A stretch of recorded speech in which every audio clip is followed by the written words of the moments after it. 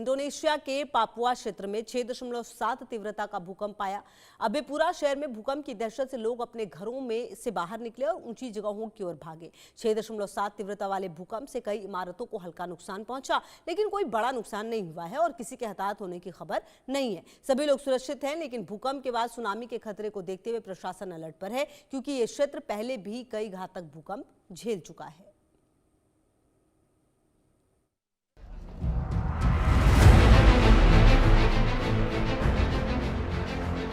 ना धरती बचेगी ना इंसान, होने वाला है महाविनाश।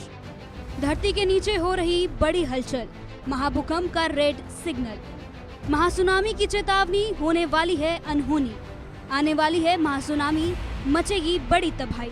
इंडोनेशिया में महासुनामी का सायरन। इंडोनेशिया के पापुआ इलाके में भूकंप के तेज झटकों से दहशत फैल गई है। ये झटके इतने तेज थे कि लोगों की चीखें निकल गई। भूकंप की दहशत के मारे लोग तेजी से घरों से बाहर निकले और ऊंची जगहों की ओर भागे। भूकंप से पापुआ क्षेत्र में और आसपास के कई कस्बों में दूरसंचार सेवाएं तो कुछ देर के लिए प्रभावित हुई, लेकिन राहत की बात ये रही कि किसी के हताहत होने की खबर नहीं है। लेकिन इससे धरती इतनी देर तक कांपती रही कि लोग काफी ज्यादा डर गए।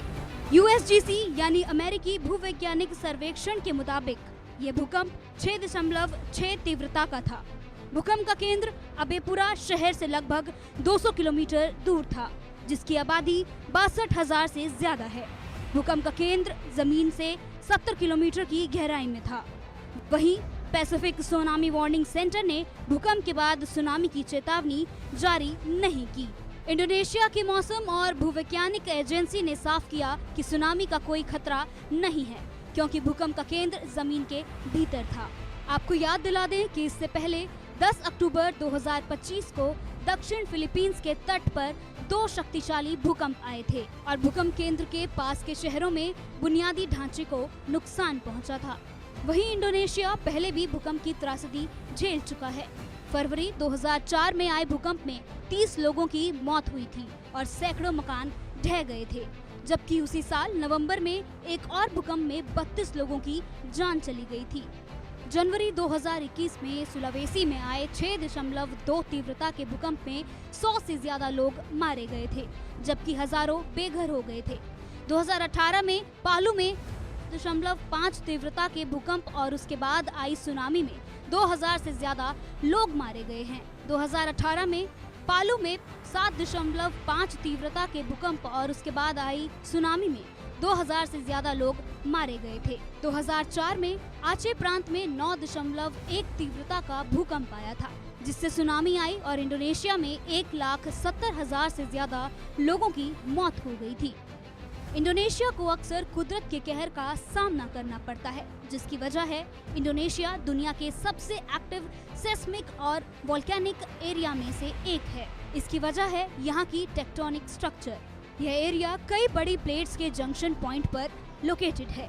इसमें कॉन्टिनेंटल प्लेट्स जैसे साहुल शेल्फ और सुंडा प्लेट मौजूद है। इसके अलावा वेस्टर्न इंडोनेशिया के नीचे भारतीय प्लेट धंस रही है, जिससे वोल्केनिक आर्क का निर्माण हुआ है। इसी टेक्टोनिक दबाव की वजह से सुमात्रा, जावा, बाली और दूसरे द्वीप समूह बने, जो आज भी एक्टिव ज्वालामुखियों और बार बार आने वाले भूकंपों का गवाह है। इंडोनेशिया की मुश्किल जियोलॉजिकल कंडीशन इसे सिस्मिक हॉटस्पॉट बनाती है। सुमात्रा और जावा क्षेत्र में बड़े पैमाने के भूकंप लगभग हर 100 साल में आते हैं, जबकि वेस्टर्न जावा में ये साइकिल लगभग 500 सालों का हो सकता है। पूर्वी इंडोनेशिया में टेक्टोनिक प्लेट्स काफी तेजी से मूव करते हैं, जिससे छोटे और मॉडरेट अर्थक्वेक अक्सर आते रहते हैं। लगातार प्लेटों की मूवमेंट और टकराने की वजह से विस्फोटक ज्वालामुखी भी एक्टिव रहते हैं।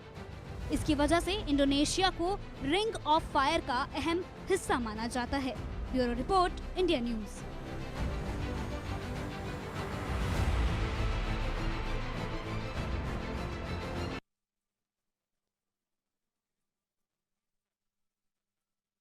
पूरी स्थिति है वो सामने आई है और अब आपको हम ग्राफिक्स के जरिए भी कुछ चीजें दिखाएंगे जिससे ये पूरा और भी आपको क्लियर होगा कि आखिरकार हम क्यों ये कह रहे हैं कि अब महासुनामी भी आ सकती है। आप देखिए, भूकंप की त्रासदी झेल चुका है इंडोनेशिया, क्योंकि इंडोनेशिया इलाका ही ऐसा है जहां पर ये काफी ज्यादा आती है।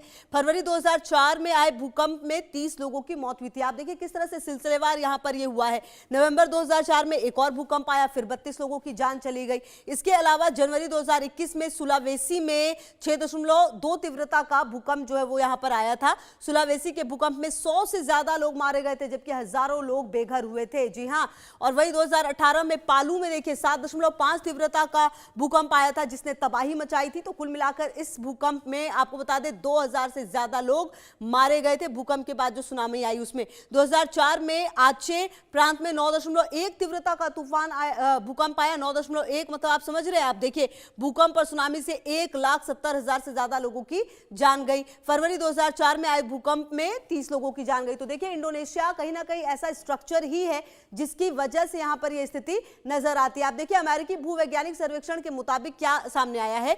भूकंप 6.7 तीव्रता का था। भूकंप का केंद्र अंबेपुरा शहर से लगभग 200 किलोमीटर दूर था। इसके अलावा अंबेपुरा शहर की आबादी 62,000 से ज्यादा है। जी हां, इसके अलावा आप देखिए, भूकंप का जो केंद्र है जमीन से 70 किलोमीटर की गहराई में बताया जा रहा है, जो कि काफी नीचे है। भूकंप की तीव्रता भी आपने समझी, गहराई भी समझी, तो कहीं ना कहीं आपको बता दें कि ये जो पूरी स्थिति है इसको आप समझिए कि कैसे देखने को मिले। और हमारे साथ प्रोफेसर विभूति राय, पूर्व डीन, लखनऊ यूनिवर्सिटी से जुड़ गए हैं। बहुत स्वागत है सर आपका इंडिया न्यूज में। प्रोफेसर विभूति राय, मेरा पहला सवाल ये है कि ये जो इंडोनेशिया है इसकी जो बनावट है शायद कुछ ऐसी ही है कि यहाँ पर इतना ज्यादा भूकंप आता है। और सबसे बड़ी बात ये कि भूकंप के बाद जो सुनामी का खतरा है वो भी यहाँ पर बहुत ज्यादा है। लाखों लाख लोगों की जान चली जाती है एक एक सुनामी में।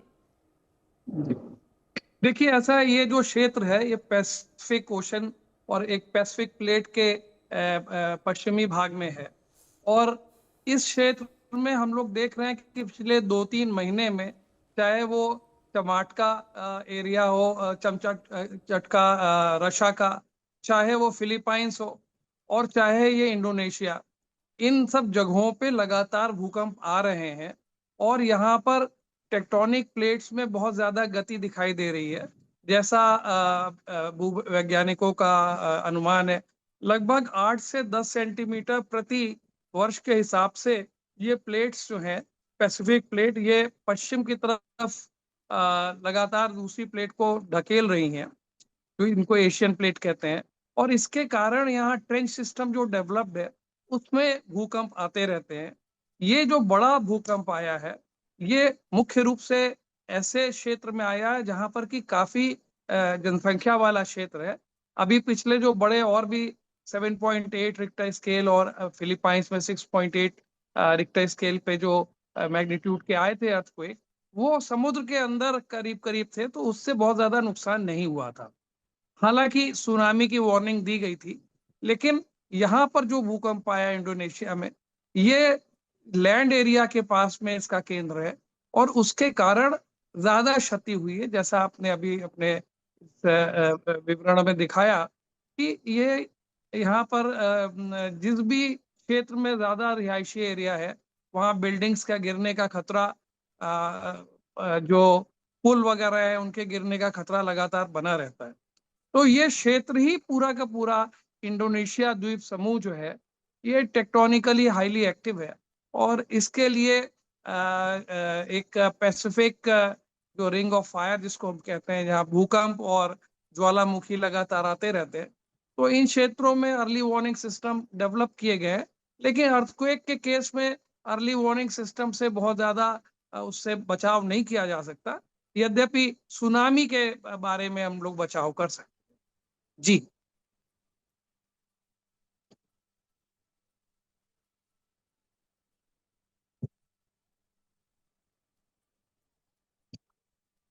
आपकी आवाज नहीं आ रही है।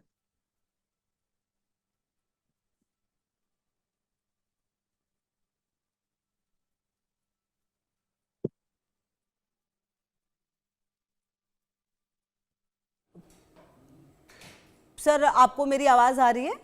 हाँ, अब आई जी। Okay sir. अच्छा प्रोफेसर विभूति राय, मेरा सवाल एक ये भी था कि जब भी हम बात भूकंप की करते हैं इंडोनेशिया में, उसके बाद सुनामी की बात भी सामने आती है अक्सर। जो कनेक्शन है वो तो समझ में आ गया, लेकिन ऐसा कितने केस में होता है सर कि जब जब भूकंप इस तरह से आएगा तब तब सुनामी भी आएगी और इस तरह का खतरा जो है वो आएगा? और इंडोनेशिया सर कितना ज्यादा प्रिडिक्शन कर पा रहा है, चीजों को समझ पा रहा है कि हाँ यहाँ पर ये हो सकता है तो हम प्रिकॉशन ले सकते हैं?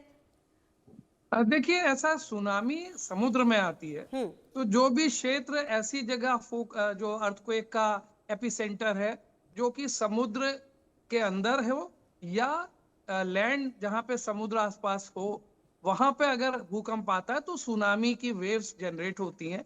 वो बड़ी हाई एल्टीट्यूड की होती हैं, 2 से 4 मीटर तक की हो सकती है, कहीं कहीं 10-10 मीटर तक हो सकती है।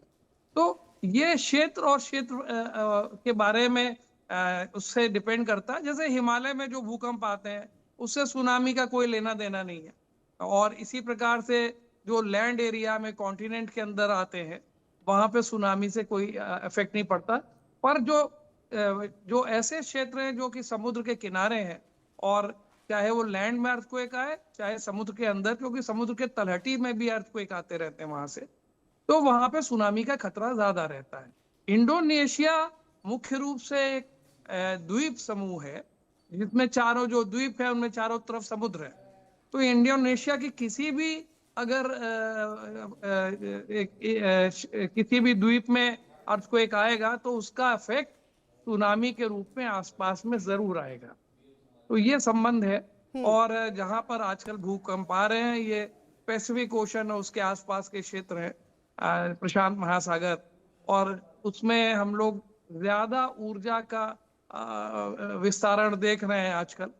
तो जहां तक अर्ली वार्निंग सिस्टम का सवाल है, ये इंडोनेशिया भी अर्ली वार्निंग सिस्टम जो एक ग्लोबल बनाया गया है, जिसका भारत भी हिस्सा है, और अन्य प्रशांत महासागर के अन्य देश सभी हैं, जापान है, फिलीपाइंस है, रशिया का कुछ है, चाइना के है, और उसी तरह कनाडा है, पश्चिमी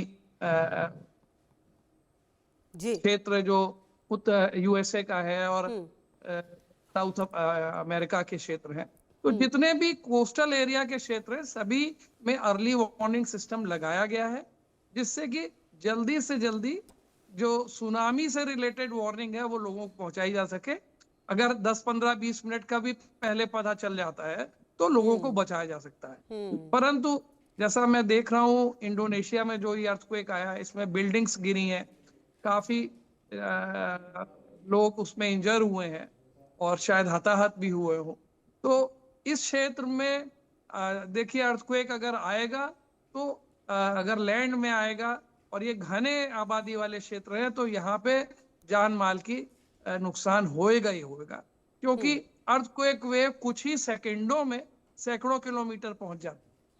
जी बिल्कुल। और प्रोफेसर विभूति राय, देखिए यही तो बात है ना कि अब इंडोनेशिया की अगर हम बात करें तो यहाँ पर सुनामी जिस तरह से आता है, जिस तरह से लोगों की जान जाती है, अब ये बड़ी बात ये हो जाती है कि आने वाले समय में अपने आप को कैसे इंडोनेशिया संभालता है। अच्छा सर, इंडोनेशिया में क्या पूरा इंडोनेशिया ही अगर देखा जाए तो मतलब कि प्रभावित है, या फिर कुछ खास इलाके हैं जो सबसे ज्यादा प्रभावित है, और उन इलाकों को क्या पूरी तरह से खाली नहीं कराया जा सकता?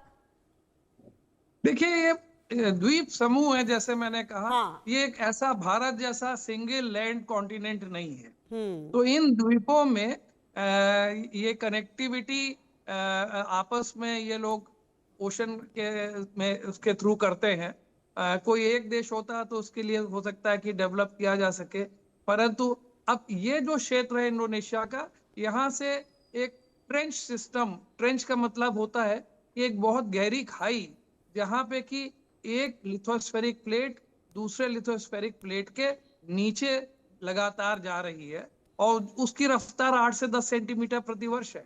तो ये जो ट्रेंच सिस्टम है, और उसी के साथ साथ कुछ यहाँ पर फॉल्ट सिस्टम है, स्ट्राइक स्लिप फॉल्ट सिस्टम है, जिसमें कि जमीन में एक भ्रंश ऐसा, एक ऐसा लकीर जैसा हिस्सा होता है जिसके कि अलोंग लैंड मास या ओशन प्लेट ये सरकती रहती है। तो उसके कारण अर्थक्वेक लगातार आते रहते हैं। इंडोनेशिया के